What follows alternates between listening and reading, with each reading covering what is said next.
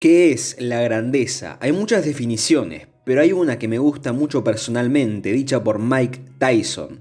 Ser grande no es protegerte de la gente, es ser aceptado por ella.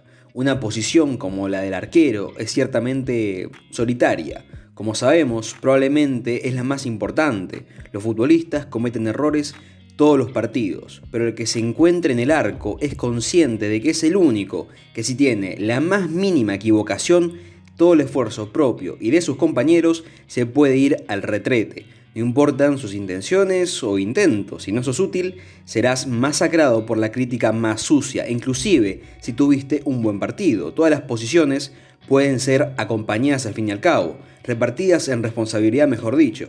Los entrenadores normalmente forman con 3 delanteros, 3 medios y 4 defensores, pero quien se encargue de la difícil tarea de atajar está totalmente por su cuenta, muchas veces ni siquiera queriéndolo, porque el peorcito del equipo lo ponen en el arco, haciendo que cuando un equipo pierde siempre se pueda decir: sí, yo hice todo lo posible, pero es que el que estaba atajando es horrible. Por eso hay pocos arqueros que hayan sido verdaderamente respetados. Mira una lista de los mejores jugadores de la historia hecha por quien quieras y verás los pocos que fueron parte de la monumental tarea de salvar el arco que están en ellas. Pero hay un hombre, un mito, una leyenda, del cual no se conoce demasiado. Hay pocos videos para ver, no muchas opiniones de compañeros o técnicos o en general seres cercanos que nos den una idea de cómo era. Escuchaste de él, de eso estoy totalmente seguro.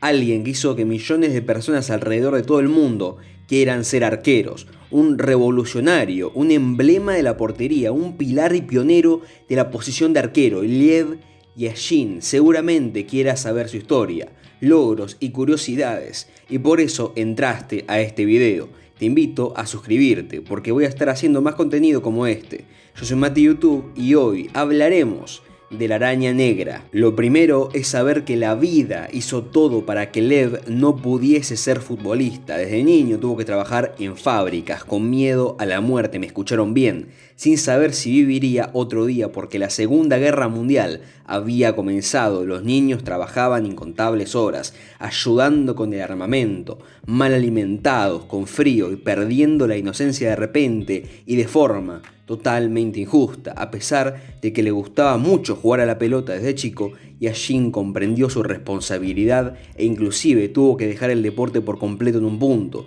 por problemas en su salud, causados por el horrendo día a día que tenía que vivir. Ya con 18 años, nunca había tenido procesos formativos básicos que la enorme mayoría de futbolistas tuvieron en su juventud. En otras palabras, mientras que otros niños alrededor de todo el mundo estaban en academias aprendiendo a ser futbolistas, él jamás tuvo esa oportunidad. Su sueño estaba en pausa y no tenía ni pensado convertirse en probablemente el mejor arquero de todos los tiempos. Jugaba partidos con sus compañeros de trabajo en las fábricas y únicamente eso le bastó para que Dinamo Moscú lo fiche, siendo 1949 cuando comenzó a jugar en el equipo, pero recién en la 53-54 comenzó a ser titular de forma indiscutible, a partir de una lesión que tuvo su compañero la temporada pasada.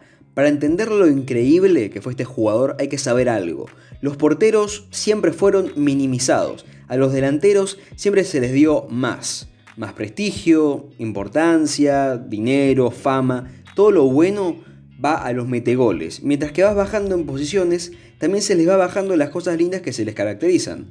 Pero esto era mucho más grave en los 50, un tiempo donde por partido se hacían aún más goles. No había tantos arqueros reconocidos. Hoy en día te puedo mencionar mínimo 20 arqueros conocidos a nivel mundial, pero en esa época Lev fue probablemente el único que la enorme mayoría de fanáticos conocen hasta el día de hoy. Existieron otros grandes, pero no tan famosos como los que pertenecen a otras posiciones más privilegiadas como Eusebio y Garrincha. Con suerte, 3 arqueros de los 50-60 son muy nombrados hasta el día de hoy. Pero Yashin no solo es conocido, sino que es reconocido como el mejor de todos los tiempos, viéndose el tremendo impacto cultural que tenía inclusive en esos tiempos. Su gran presentación al mundo fue en los Juegos Olímpicos del 56, en donde saldría campeón, poniendo el nombre de la Unión Soviética como una fuerza imponente en el deporte. Posteriormente disputó el Mundial del 58, en donde se enfrentaría a la Brasil del Rey Pelé, siendo este el primero de los 4 que terminaría jugando.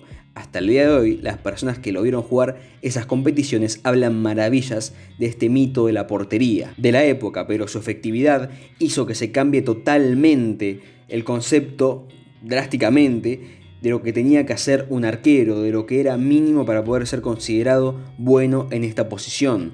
Aparte que justamente por la poca importancia que tenían era casi imposible que sean capitanes, pero Lev, por su fuerte personalidad, digamos que esto nunca le importó realmente, siendo un líder nato que armaba y corregía a sus defensores, siempre que se equivocaban, siendo un ejemplo para sus camaradas, quedando claro cuando la Unión Soviética ganó la Eurocopa del 1960, ya siendo visto hace tiempo como el mejor arquero de todo el mundo. Ganó 5 ligas y 3 copas con el Dinamo Moscú, además de volver a ser finalista de la Eurocopa de 1964, siendo elegido como el mejor jugador del mundo en 1963, ganando un arquero por primera y última vez el Balón de Oro. ¿Sí? Me escucharon bien, el Balón de Oro, el mejor de todo el planeta, con más de 150 penales atajados en toda su carrera. Sin lugar a dudas, es con mucha diferencia el que más hizo en toda la historia, teniendo la increíble estadística de que si te enfrentabas a él, había un 68% de probabilidades de que no lograses marcarle. Ahora bien, esto es suficiente para decir que Lev Yashin es el mejor arquero de todos los tiempos, y es un debate bastante complicado. Obviamente, si vos agarrás a un arquero muy bueno de la actualidad, vas a ver que en técnica es más avanzado que él, y tiene todo el sentido del mundo, porque pasaron muchos más años. Aparte que también siempre queda en nuestras dudas, hubiese sido inclusive mejor si él tenía la posibilidad de ser parte de estos procesos básicos de formación que tienen la mayoría de jugadores. Obviamente que sí hubiese sido mejor, pero si ya fue tal vez el mejor arquero, pues de su época fue el mejor, pero tal vez fue el mejor de la historia. Imagínense lo revolucionario que hubiese sido si te hubiese tenido la oportunidad de entender desde mucho más chico. Sería inclusive más impresionante y tal vez habría inventado otras cosas más que en el día de hoy no se utilizan. Nunca podremos saberlo. Por lo tanto, siempre está el típico debate. ¿A quién elegís? ¿Al que popularizó la técnica o la forma de hacer las cosas, o quien lo perfeccionó a su máximo esplendor?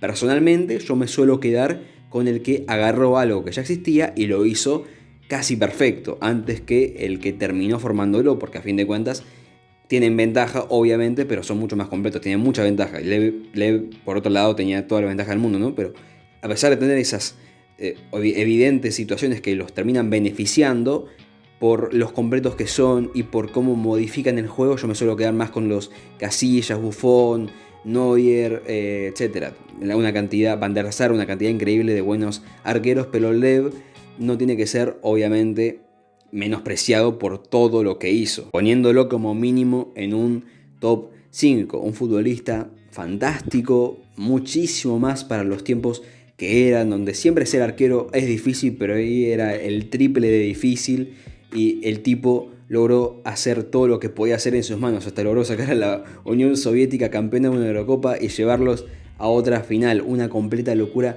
la de Lev Yashin, pero bueno, por suerte él es uno de los pocos jugadores de la época que nunca había nadie decir que está sobrevalorado, sino que al contrario, la gente suele hablar maravillas de él, y eso es algo que sinceramente me pone contento. Pero bueno, quiero escuchar tu opinión. ¿Para vos está sobrevalorado? ¿Para vos es el mejor de la historia? ¿Para vos está en un punto medio y no es ninguna de las dos? Déjamela en los comentarios, porque quiero saber sinceramente qué opinas vos acerca de este tema. Yo soy Mati YouTube, te veo en un próximo video.